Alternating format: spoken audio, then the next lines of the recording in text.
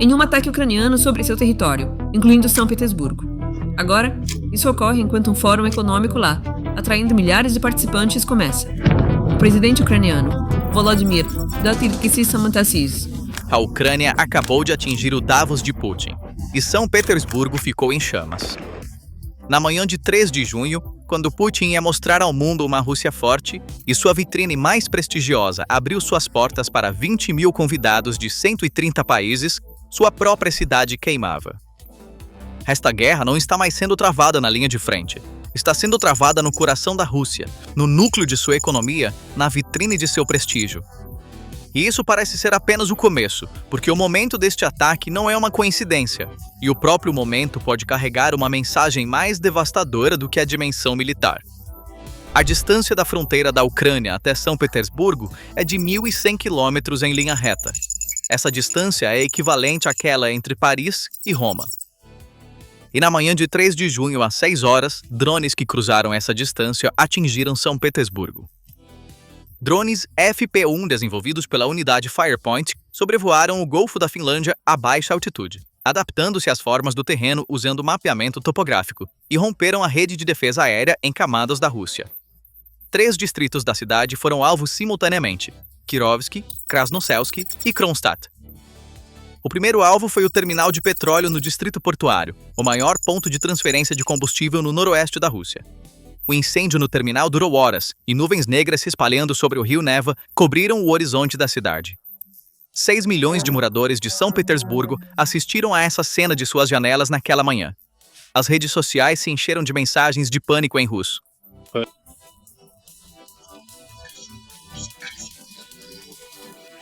Perguntando uns aos outros, o que está acontecendo? E enquanto a cidade queimava, a vida cotidiana também parou. Mas naquela manhã, não eram apenas cidadãos russos em São Petersburgo. Naquele exato momento, o maior evento de Putin, o Fórum Econômico Internacional de São Petersburgo, o Davos da Rússia, estava abrindo suas portas para 20 mil convidados internacionais de 130 países. O terminal de petróleo a apenas 17 quilômetros do centro do fórum estava em chamas. De acordo com o Kyiv Independent, os convidados assistiam às chamas sobre o porto das janelas de seus hotéis de luxo. Putin não estava na abertura do fórum. Seu discurso estava agendado para sexta-feira. Mas seu paradeiro na manhã do ataque não foi divulgado. É altamente provável que o líder da Rússia tenha sido levado urgentemente para bunkers subterrâneos por preocupação com sua segurança pessoal, enquanto sua própria cidade natal estava sob ataque de drones. E se ele pode até mesmo comparecer ao fórum de sexta-feira parece incerto, porque os eventos mais prestigiosos de Putin estão sendo sistematicamente alvos. Mesmo os eventos mais protegidos do Kremlin não estão seguros, e essa incerteza está sendo avaliada como uma das pressões psicológicas mais eficazes que erode a capacidade de tomada de decisão de um líder. SPIEF, o Fórum Econômico Internacional de São Petersburgo, foi o palco onde Putin entregou sua mensagem ao mundo. Ainda estamos de pé, apesar das sanções. Segundo a Al Jazeera, o fórum ainda mantém importância vital como ferramenta de alcance global do Kremlin, um evento realizado anualmente desde o início dos anos 2000, genuinamente conhecido como o Davos da Rússia antes das sanções. Putin estava prestes a fazer um discurso posicionando a Rússia como uma superpotência energética neste mesmo palco. E a Ucrânia atingiu esse mesmo palco. O show de poder parece ter se transformado em um show de vergonha. A mensagem de uma Rússia segura se contradisse com as chamas de sua própria cidade. Convidados de 130 países experimentaram esse contraste em primeira mão, e todas as delegações, incluindo a delegação da Arábia Saudita, agora carregam a pergunta: a Rússia é um parceiro energético seguro? Não como uma teoria, mas como uma experiência concreta. O governador de São Petersburgo de Putin argumenta que, apesar dessas imagens humilhantes, os sistemas de defesa aérea têm funcionado muito bem. Ontem, nosso sistema de defesa aérea e nossas forças de segurança mostraram o quão bem e profissionalmente podem trabalhar.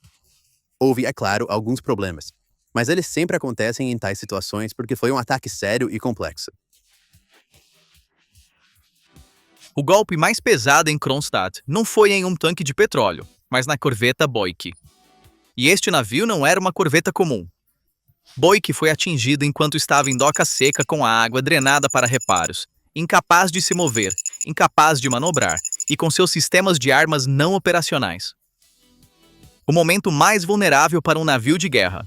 mas o valor estratégico do Boyk se estende muito além de sua condição em doca seca. Esta corveta foi usada em operações perto das fronteiras da OTAN. Em 2025, ela cruzou o Canal da Mancha perto das costas da Inglaterra e da França sob os olhos da inteligência da OTAN. E a razão para essa travessia foi escoltar os petroleiros da Frota Sombra da Rússia para proteger o petróleo russo sancionado transportado em águas internacionais por embarcações que trocam de bandeira sem seguro. Em nossos vídeos anteriores, analisamos a interceptação dos petroleiros da Frota Sombra pela França no Atlântico. Agora, a Ucrânia atingiu a corveta que protegia esses petroleiros no norte. As operações da Frota Sombra estão sob pressão tanto do oeste quanto do norte. Mas o papel do Boyk não se limitava à proteção da Frota Sombra. Corvetas russas no Báltico também foram posicionadas perto da infraestrutura submarina crítica da região, cabos de fibra óptica, cabos de energia e linhas de comunicação. Entre 2023 e 2025, incidentes suspeitos de danos a cabos submarinos no Báltico chegaram à agenda da OTAN, e a OTAN avaliou que ativos navais russos poderiam estar por trás desses incidentes. Embora o papel de corvetas como a Boyk nessas operações não tenha sido explicitamente confirmado, a associação da frota do Báltico com essas capacidades chamou a atenção da OTAN. Nesse contexto, a destruição da Boyk não é apenas uma perda de navio. Pode ser avaliada como um golpe na capacidade operacional em camadas da Rússia no Báltico.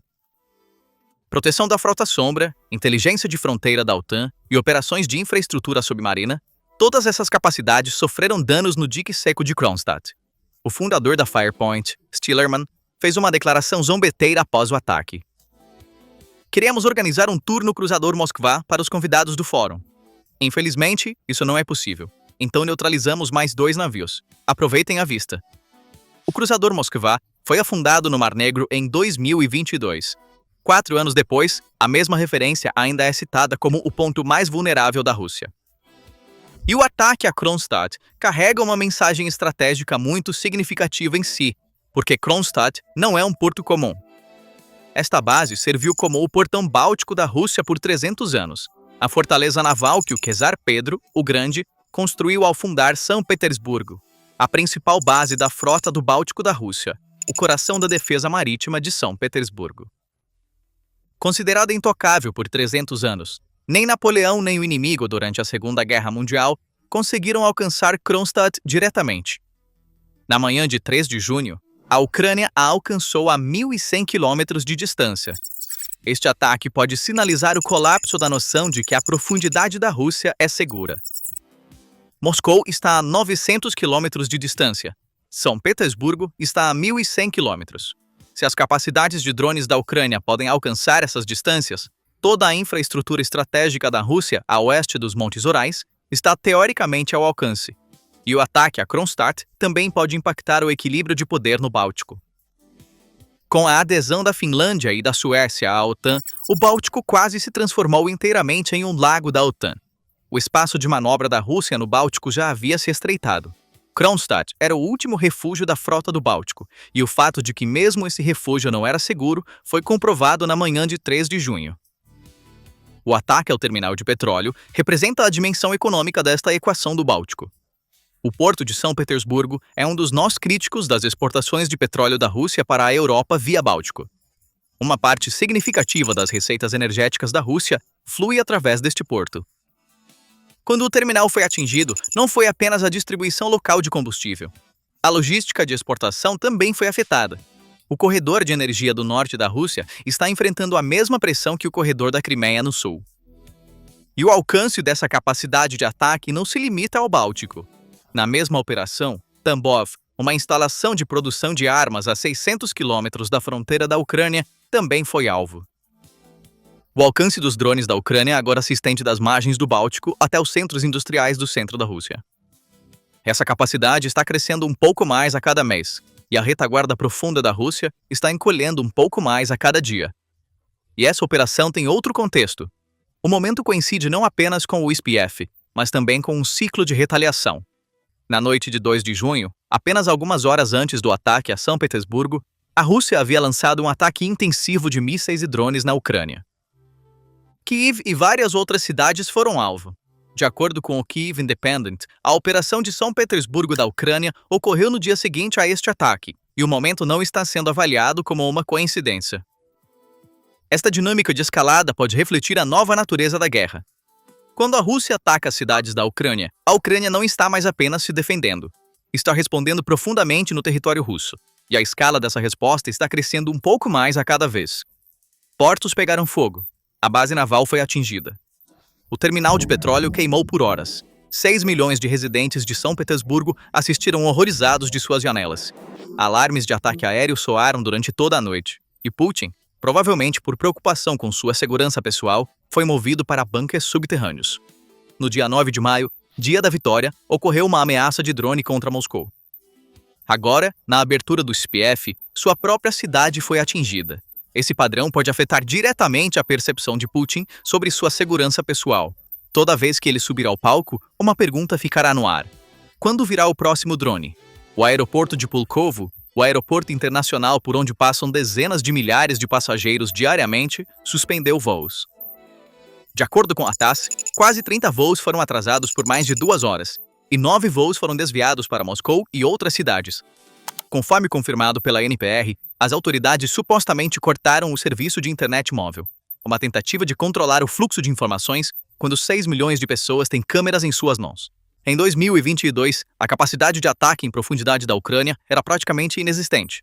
Em 2024, drones começaram a alcançar a área ao redor de Moscou. Em 2025, as refinarias foram sistematicamente alvo, e em 2026, o terminal de petróleo e a base naval de São Petersburgo foram atingidos a uma profundidade de 1.100 quilômetros. E essa tendência não se trata apenas de distância, o alcance dos alvos também está se expandindo. O ataque a São Petersburgo teve como alvo o coração da infraestrutura de exportação de energia da Rússia. Mas esse coração não é um ponto único. Ele está espalhado por uma rede massiva, que se estende das costas do Báltico até a Sibéria. O porto de São Petersburgo é o nó noroeste desta rede, o ponto crítico para as exportações de petróleo da Rússia para a Europa via o Báltico. Quando este porto foi atingido, não foi apenas a distribuição local de combustível, a artéria de receita energética que flui para a Europa também foi afetada. E não há apenas São Petersburgo no Báltico. Kaliningrado, o enclave da Rússia espremido entre a Polônia e a Lituânia, possui capacidade portuária tanto militar quanto comercial. A base da frota do Báltico e os terminais de energia de Kaliningrado estão em uma posição ainda mais vulnerável do que São Petersburgo, porque estão isolados do território continental da Rússia, cercados por países da OTAN e logisticamente isolados. Se a Ucrânia pode atingir São Petersburgo a partir de 1.100 quilômetros de distância, Kaliningrado pode ser considerado um alvo muito mais fácil. Olhando para o leste, o panorama é ainda mais amplo. A espinha dorsal das exportações de energia da Rússia, o oleoduto Druzhba, os corredores de gás Sibéria-Europa e as refinarias no Tartaristão e Bashkortostão se estendem de 500 a 1.500 quilômetros da fronteira da Ucrânia. Em nossos vídeos anteriores, analisamos as operações de sabotagem em profundidade da Ucrânia contra estações de bombeamento de petróleo em Tartaristão e Samara. O ataque a São Petersburgo demonstra que esse alcance operacional agora se expandiu não apenas para alvos terrestres, mas também para portos, bases navais e terminais de exportação de energia. Isso apresenta um dilema estratégico para a Rússia. Toda a infraestrutura energética em toda a metade ocidental do país, refinarias, terminais, oleodutos e portos, está teoricamente dentro do alcance crescente dos drones da Ucrânia. E o sistema de defesa aérea que protege essa infraestrutura não mantém cobertura suficiente em todos os locais. A Rússia abrange 17 milhões de quilômetros quadrados. Proteger cada canto contra drones é impossível devido às limitações de recursos. A Ucrânia pode atingir qualquer ponto dentro deste vasto território em qualquer noite usando drones que custam apenas alguns milhares de dólares. As instalações de petróleo não são apenas um alvo militar. Elas são a espinha dorsal das receitas orçamentárias da Rússia. Estima-se que 30 a 35% do orçamento federal venha das receitas de exportação de energia. Cada refinaria atingida, cada terminal queimado, reduz essa fonte de receita. Mesmo que a Ucrânia não consiga derrotar a Rússia no campo de batalha, está questionando a sustentabilidade da guerra ao desgastar economicamente. E essa abordagem está sendo avaliada como talvez uma estratégia mais eficaz do que a frente. E a destruição de Boyk mostra o lado naval desta guerra econômica.